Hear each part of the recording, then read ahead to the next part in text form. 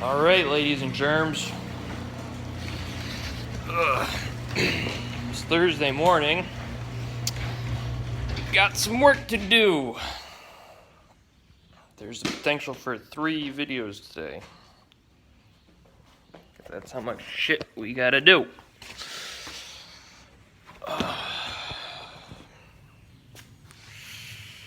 Okay, let's get started. So, Zagre's is the day after tomorrow, and pretty much everything needs work, and today's my day off, so today is the day that we're gonna do stuff. And it's raining a little bit, so that kind of blows, but it shouldn't really be that bad. The grass is starting to green up again after pretty much dying.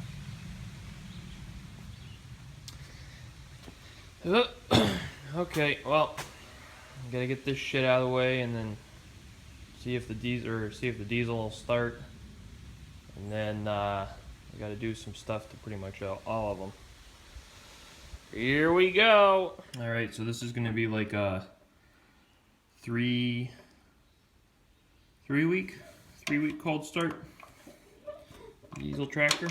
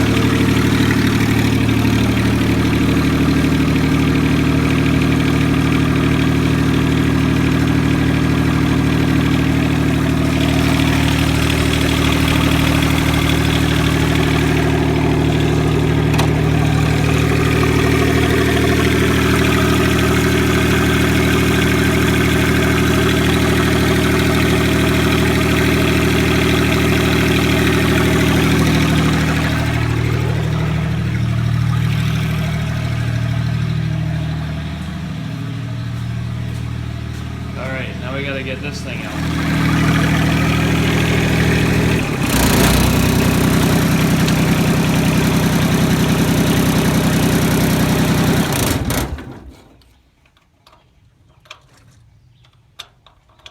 That thing runs so good.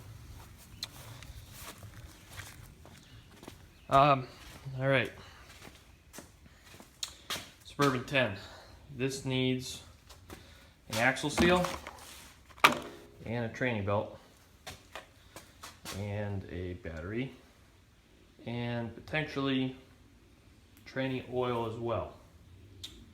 So I guess the first thing we got to do is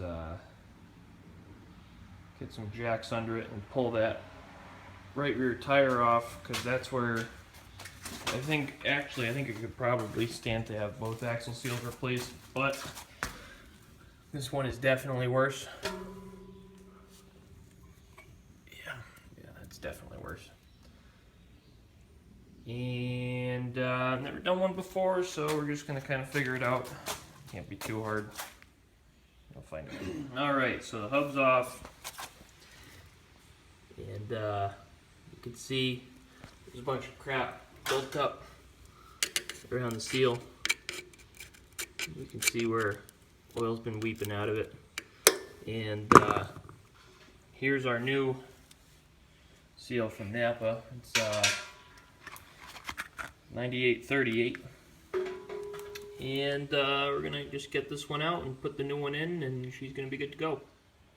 Alright, there's the old one.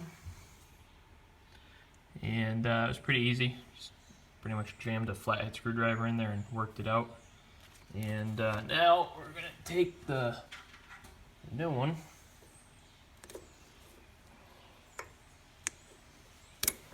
Oh, shit. Remember my disclaimer, I've never done an axle seal on anything before. But you figure, how hard can it really be?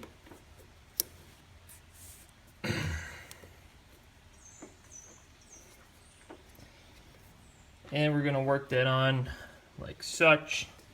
Probably grab a socket here in a minute and hammer it into place. Alright, so the new one's in.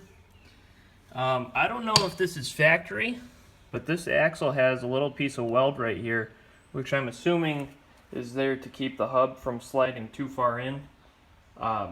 Because of that, because of that, the axle seal doesn't just slide onto the axle, it actually does need to be forced over that little ridge. And I did not have a deep 1-inch socket to fit over the axle shaft. So one thing that I did that may be a good tip for people doing this is I used a nut driver to get the edge of the seal. I didn't want to use a screwdriver because they're pointy, and you know, a nut driver has a nice kind of rounded edge, so it helps disperse the pressure a bit.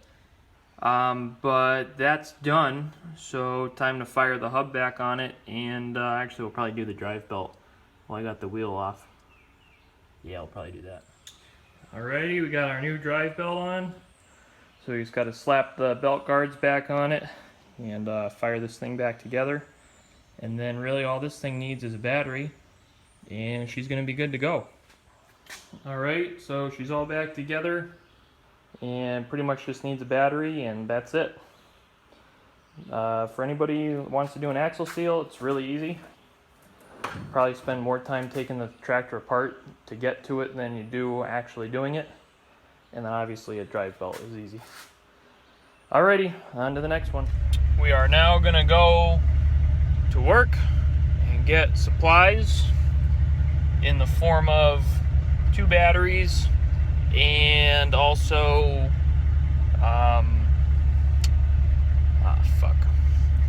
2 batteries, one for the Suburban 10 and one for the new Hydro that's coming, as well as service parts for the new Hydro, and there was something else. I made a list, left it at home.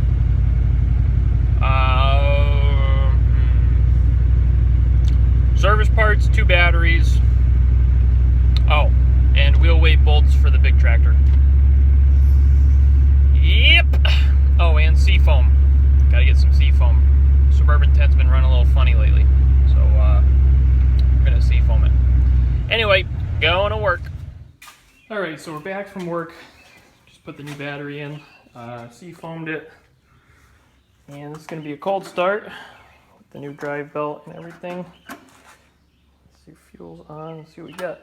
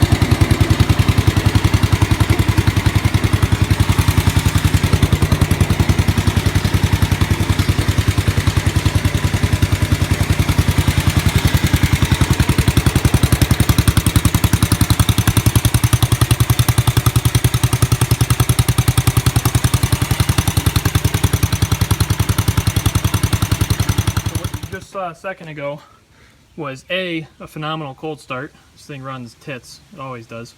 The other thing though that's going on is that it would appear that the belt is not stopping when you go to shift. Now, the belt is the correct size. I cross-referenced the original AYP number.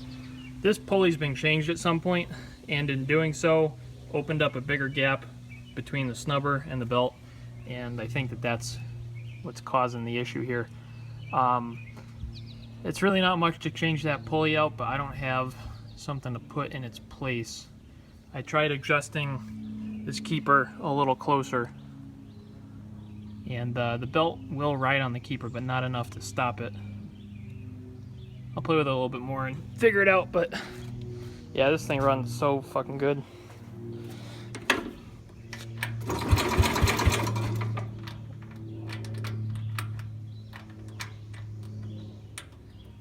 That's interesting.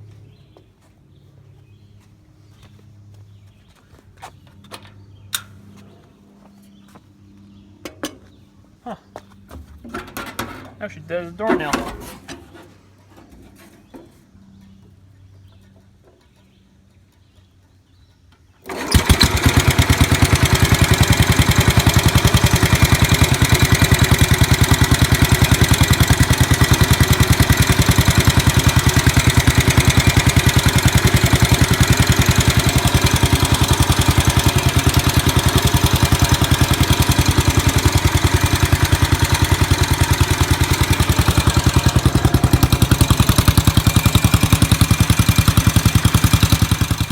Gotta cold start the loader so we can get it out, so that we can also get the 8XL diesel out.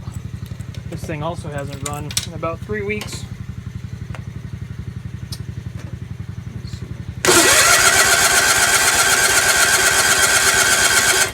Choke's not working on it right now. Choke's being, it sticks wherever you set it.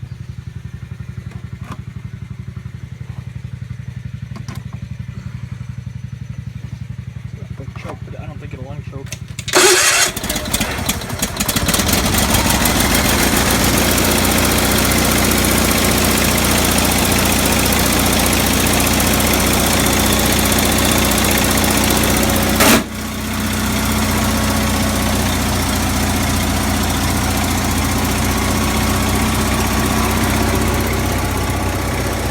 That's nasty!